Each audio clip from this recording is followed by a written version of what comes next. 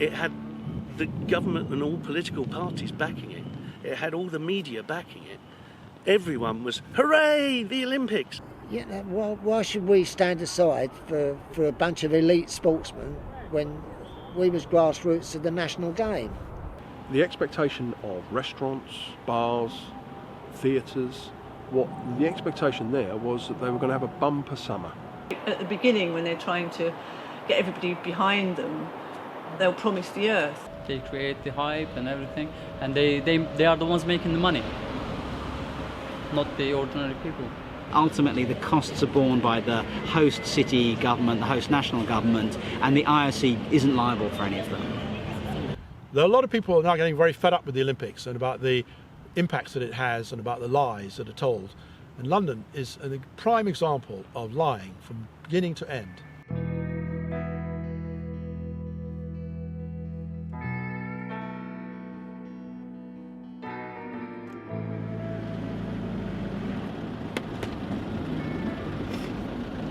So we're driving around, and apart from a few people that live in some of the ex-Olympians'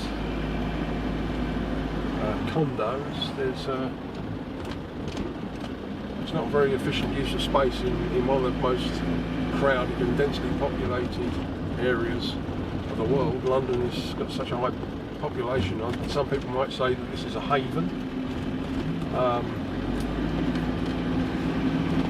But given the price of housing in London, I think more efficient use could have been used of this space and the build costs.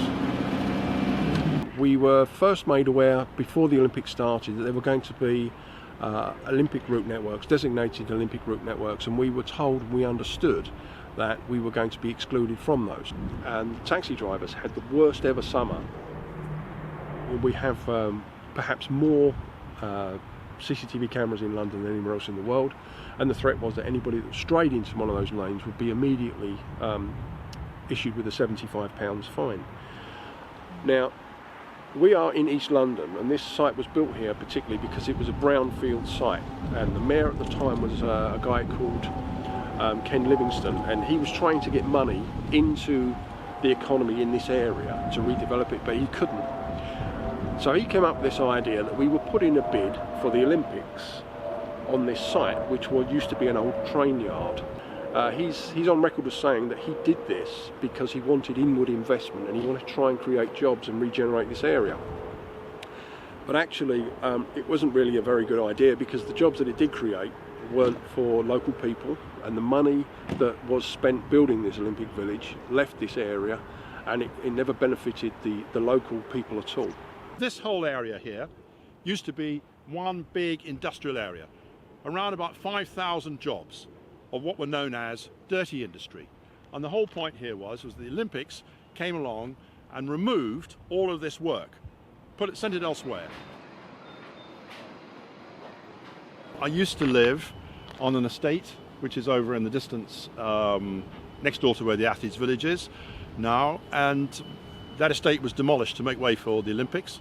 So I was one of the residents. There were 425 people living there who was evicted to make way for the Olympics. They said they were going to get affordable housing in this area. Well, actually, the original claim, they said they were going to get 50% of the housing which is going to be built in this area would be affordable. Now, that is down to 30%. At the Chobham Manor site, which is where Clares Lane used to be, it's now 28%. It is probably going to go lower because we have a thing called viability assessments, in which developers say, well, we can only produce a certain amount of affordable housing. So that affordable housing level is likely to drop to somewhere around about 20%, from 50 to 20. You now have a situation in which rents in the immediate vicinity of the Olympic Park and house values, land prices, have risen. The Olympics is part of a process that is happening, and taking over such a large piece of land builds into this area this kind of island of prosperity, which was precisely what they were supposed to avoid doing. Repopulate! Repopulate! Social housing is our right! Here to stay! Here to fight! Social housing is our right! Here to So this protest was a march against evictions in the London Borough of Newham, because we've seen that in 29 out of 33 London boroughs, the average the average rent is much higher than the average salary for a nurse, for a teacher, for lots of highly skilled professionals. Well, what happened, because the Olympics came here in London in 2012, all the land value in this area went up, and they got rid of one of the largest housing co-ops in Europe called Clay's Lane, which is just up the road from here, and dispersed hundreds and hundreds of residents from that estate. And also this estate that we're on, the Carpenters, is right opposite the Olympic Stadium. And so the Olympics, when they come to an area, they often disperse local people from that area, and house prices increase. So that's what we found has happened here. In particular, it's the poor, the working class, the immigrants, the vulnerable who are being affected by this policy, whereas the rich are moving into these areas, gentrification, huge luxury properties, while estates like the one we're standing on now, the Carpenters estate, which is a council estate, is being emptied of people and then sold off and destroyed. This is happening all over London. But the particular importance of Newham is that it was where the 2012 Olympics was held. So this is the Olympic borough, and the legacy of the Olympics is that rich people are moving in and poor people are being kicked out.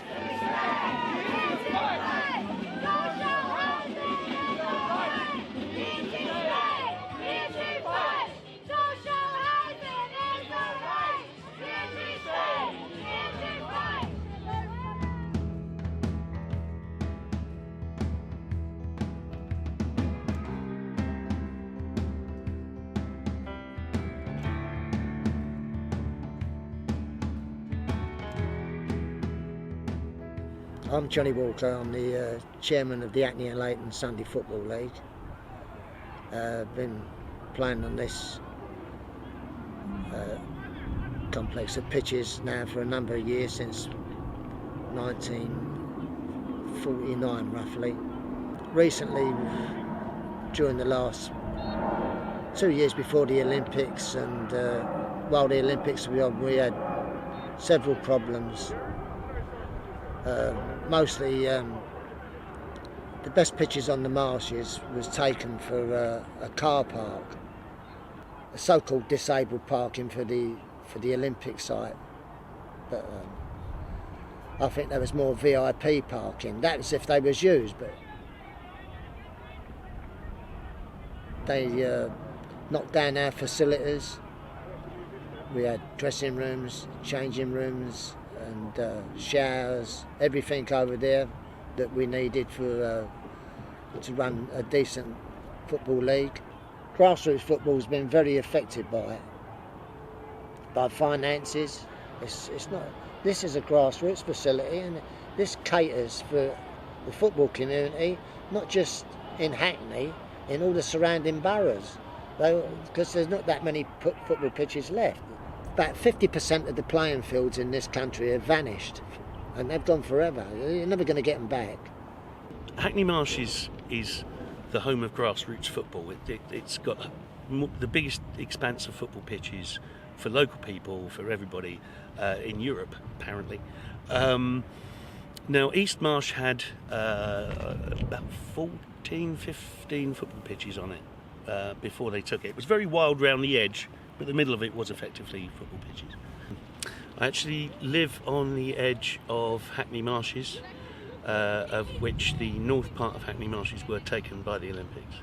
The militarisation of the area during the Olympics, I kept having to turn my telly up, turn whatever I was doing up, for the military helicopters flying over non-stop, morning, noon and night. And it started, quite what they're doing, I don't know. It started, I would say probably a year before the Olympics happened, building up to the height during the Olympics. But it's still happening now. It became a no-go area way before the Olympics started. It had an electrified fence all the way around, military police with machine guns.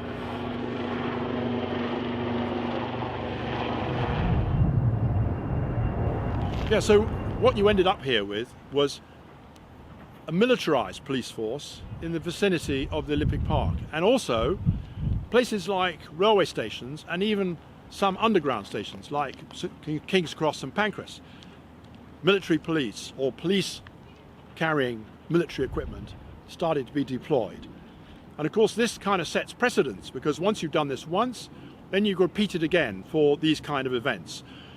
Other things that happened were that in this area, the police instituted controls particularly aimed at young people, young men, and I would have to say young black men in particular, so that you had dispersal zones, which was that if the police were unhappy about a couple of young men, usually young black men, meeting up, maybe joshing around a little bit, they could be told to go somewhere else without having to give any justification. They weren't committing any offence, but they were just told, shove off, go somewhere else to an area which is outside of this dispersal zone. And that dispersal zone was kept in place after the Olympics, although it's gone now.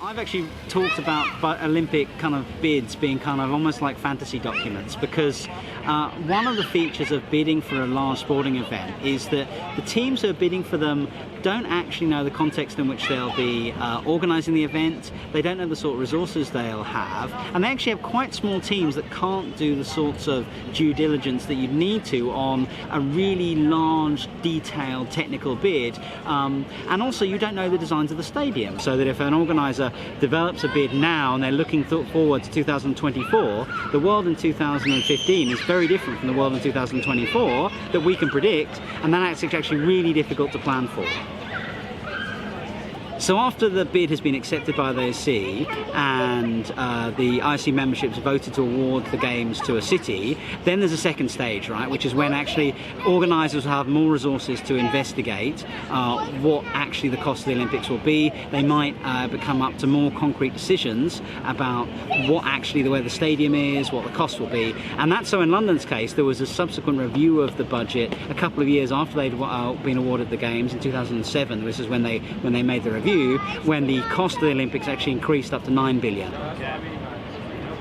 There's a lot of controversy around the economic impacts, the economic legacies of the Olympics. I mean, clearly there is evidence that they stimulate consumption, in the sense they stimulate economic activity. People buy things during the Olympics, they buy tickets, the tourists come in. Now there are various other arguments that actually they squeeze out normal tourists, so the legacies are really quite controversial, and it's not really clear that there is a substantial economic legacy beyond the Olympics.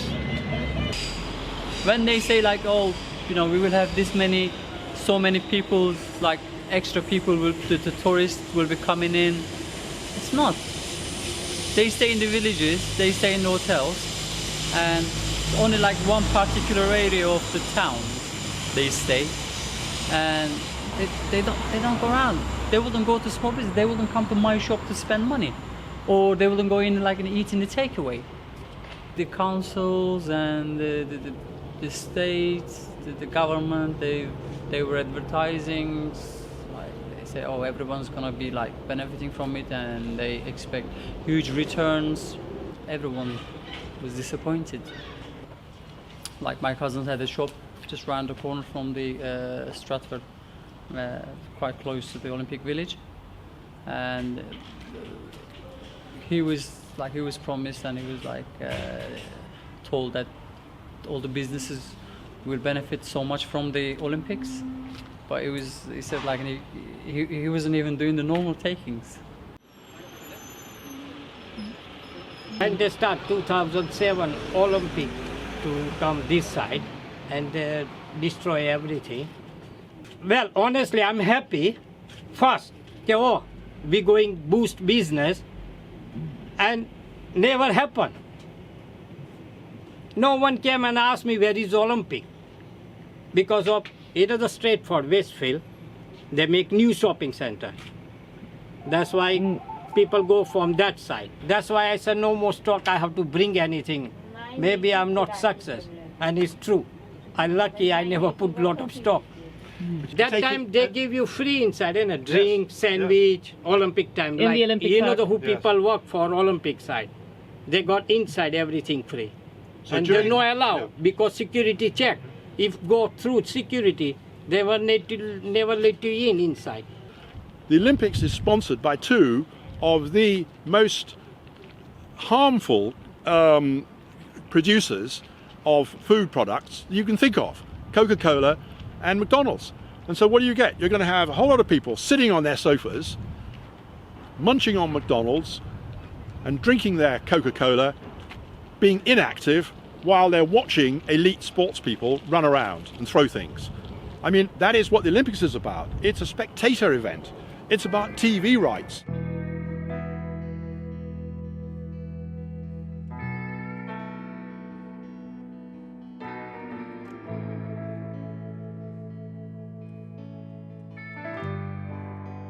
My name is Annie Chipchase, and I'm an ecologist. I work for a project called the Lower Lee Project down on the Bowback Rivers, on which the Olympic site was actually to be sort of based, so that I knew that whole area and its ecology very well, and was very concerned about the fact that it was an amazing area for urban. It's a very urban area, but it was very wild.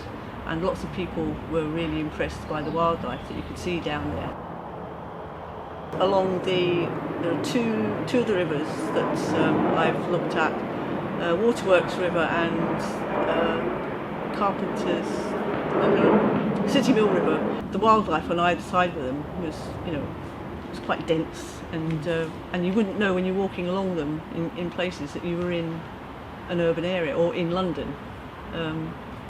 Because you see kingfishers flying by and there'll be martins flying around. The towpaths have been cleared of all the wild vegetation that was there, and they've been planted up with garden plants. It's like a very horticultural planting along the edges, which is not what I had the impression they were going to do. They seem to have made very little effort with the waterways, and that was the feature of the area that they made a big thing about. And there were lots of plans for floating rafts of this, that and the other, and attracting back species, and they've disrupted the habitat, and people say, oh, everything's going to disappear. Well, wildlife does hang on as best it can, and there's more activity along those waterways because they've got boat rides up and down. That's introducing an element of disruption and disturbance. Nothing has any real protection. Even our sites of special scientific interest, areas of outstanding natural beauty, they're all being threatened or have been threatened by proposed developments that are going on, and major developments at that. The ecological disaster of building an Olympic park, all of the fuel, all of the energy, building a park, everything from tarmac on the roads to concrete to steel that's used to build these things, is put up for 3 weeks and torn down. This idea of moving around the world every 4 years is an ecological disaster. It's expensive, and it leaves nothing but ghost cities. Everywhere it goes, it just leaves ghost towns, as you can see this one. And I see, I see no benefit from this. And from what I understand, my children's children will probably be paying taxes to pay this off.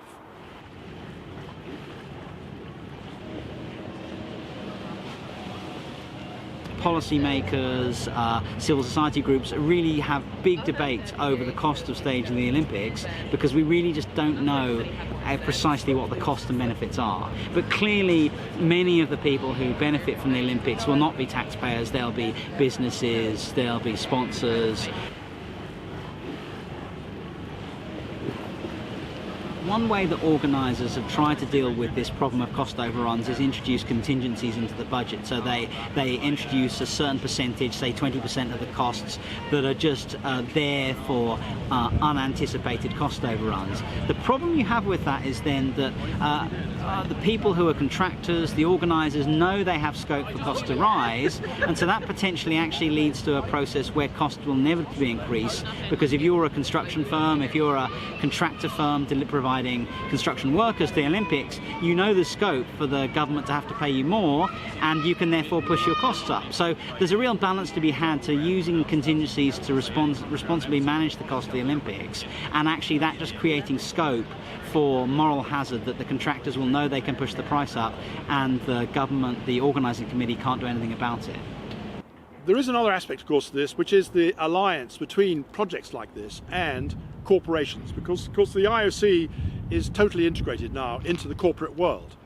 And so the Olympics itself becomes a model for how you get these public-private partnerships between what is a public sector event, in the case of London, because this was all financed publicly and it was promoted publicly. In the case of the United States, the Olympic bids are actually organised by groups of businessmen. But in London, and I dare say the same thing in Hamburg, it's actually a state project. The people that you're dealing with before the Olympics, the official bodies, are different from the official bodies during the Olympics, who are different again from the official bodies after the Olympics. So no one has any comeback. This person promises something, they then move on, pass it on to the next body. That body says, oh, it was them that promised that. So there is no recourse to hold anyone to account for the mess that they've made. I think the promises they would make any promises just because they wanted to win, and you say anything if you want to win. Unfortunately, they lie to win because there's big money at stake, and that's what it's all about. The sport is what it all hangs on, but there's an awful lot going on below that, and it's all about big money. And it's moving around the world constantly. It should be, it should either abandon the Olympics and the whole thing, because the more we look at sport, the more you see the whole issues with drugs. So it's like, who is actually a good athlete anymore? I'm not saying loads of people are taking drugs, but I mean it's because the pressures are there. There's huge pressure because it's big money. So that's not the spirit in which the games were created originally. The fact is that the Olympics were supposed to supply a legacy of everyone wanting to take part in sport. It's not so. Since there's been a reduction in participation, especially in athletic events. They said this will be the Olympics with the best ever legacy. If you look around now, all you can see are empty accommodation blocks for the Olympians. We have a velodrome for cycles, which is actually quite well used, but everything else isn't. Our Olympic swimming pool was intended to be used by schools from the local area to ferry in children from school and give them swimming lessons. But the local authority found that they couldn't afford to heat the swimming pool because the design of the swimming pool was for an Olympic specification, and the auditorium viewing the swimming pool was so large that so much heat was being lost from the surface of the water. They had to heat the auditorium to a very high temperature to stop the heat from the water being lost, and so it was uneconomical to run. Look, a lot of people might enjoy the Olympic site, but at a vast expense, I think the money could have been better spent. It could have been spent on sport in general. If that sort of money was spent on the grassroots and playing facilities all over the nation, wouldn't that be much better than a stadium for the elite? Well, that's my opinion. Personally, that's the way I think. Seems to me ridiculous. If you want to encourage sport, you build facilities. You don't build one facility for the elite. Because how are you going to get the elite if you don't look after the grassroots? It just beggars belief that people get suckered into believing every single time that the Olympics are going to be sustainable and they're going to promote the uptake of sport, that there's going to be legacy. The costs will be multiples of what you're told it will be, and the benefits will be fractions of what you're told it will be. But someone somewhere will make a name for themselves, and it will be someone's pet project, and lots of people will have a jolly nice time in Hamburg, the Olympic dignitaries. But the average person in Hamburg, they'll see no benefit at all.